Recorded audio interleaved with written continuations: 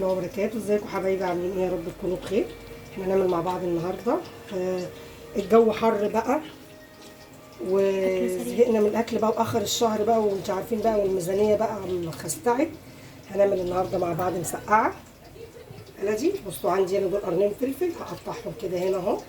هعمل ايه؟ هدق التومه بقى، تمام اهو زي ما انتم شايفين كده، وهحمرها الاول. بس هنضرب القوطه في الخلاط، وعندي ده فلفل اهو مقطعاه ومخرماه، تمام. والبتنجان عندي اهو بيتقلع على النار زي ما انتم شايفين اهو. بس كده حاجه ايه سريعه، مش هتاخد وقت معانا. انا المره دي هعملها من غير رز. احنا بعملها، عملتها معاكم قبل كده، عملنا جنبها رز. المره دي هعملها اهو، كنت مقطعه القوطه. المره دي هضرب القوطه في الخلاط. انا قلت لكم كل مره بنعملها بايه، بحاجه مختلفه اهو. مش هتاخد وقت معانا، مش هحط توم في الخلاط ولا حاجه، عشان انا عامله هنا ايه، هحط توم هنا في الدقه، تمام.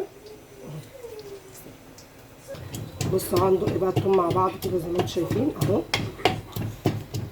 انا عايزه بس اديها سنه ملح، مش ايدي عشان خاطر ايه التوم يتعامل معانا وايه ما يطلعش بره الهون، مش كده اهو.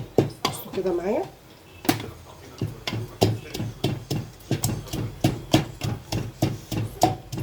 الثوم لما بيتدق غير لما بيتقطع او يتفرم في الكبه. الدقه يعني اللون دي كده بيبقى طعم تاني مميز. نطحنها جامد كده.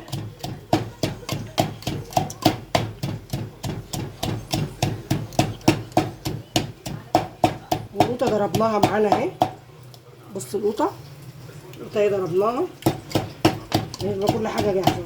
قربت اخلص البتنجان، بس انا عامله ايه، هما بتنجانتين اتنين عندي، قلت اما اقوم اعملهم ونعمل جنبهم شويه بطاطس محمره، او ممكن اعملها مسلوقه ومهروسه، مش هتفرق. يبقى ده ايه، غدانا النهارده، يبقى غدا عشاء، تحسبوها بقى زي ما تحسبوها. انا بعمله متاخر يعتبر عشاء. بصوا كده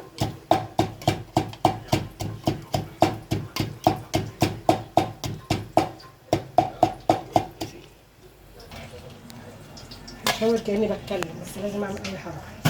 اتكلم عادي معانا اهو. احمر الدقه بتاعتنا اهو.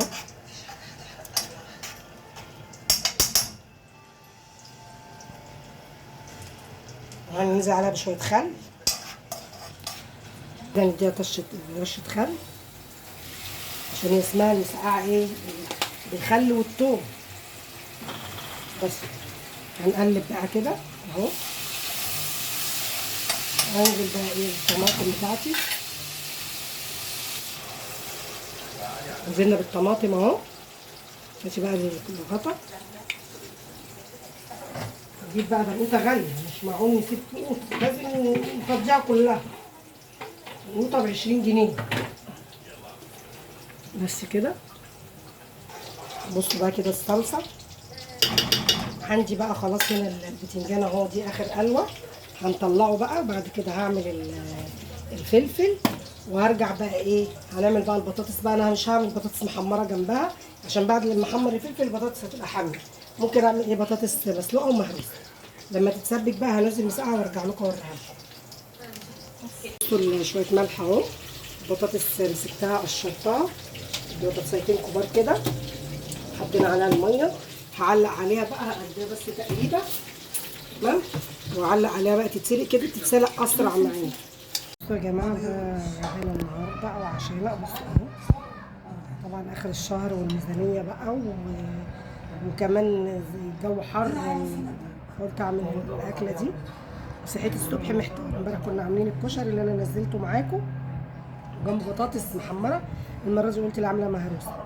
بعد ما فضيت المسقعه من الطاسه حطيتها في حله، نفس الطاسه عملت فيها البطاطس. بصوا الطعم مش قادره اقول لكم، شويه زيت وشويه دقه بس، مش اكتر من كده، وعيش بلدي.